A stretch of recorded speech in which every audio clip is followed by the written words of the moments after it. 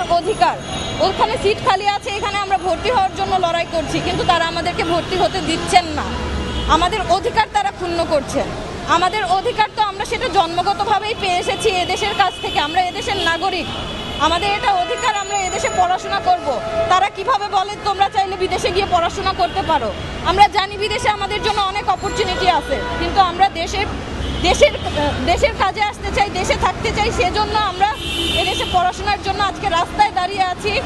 আমার ছোট বোন ক্লাস 1 থেকে 10 পর্যন্ত এক রোল, 5-এ জেএসসিতে, এসএসসিতে, এইচএসসিতে গোল্ডেন এ প্লাস বৃত্তি। সে সরকারি মেডিকেল পরীক্ষায় প্রথমবার তার চান্স হয়নি, দ্বিতীয়বার দিল, দ্বিতীয়বারও হয়নি। সে পেয়েছে 70, কখনো 68। সে ফেল করেনি বা 60-এর নিচে পায়নি। সে 67-70-এর ঘরের স্টুডেন্ট, তার হয়নি।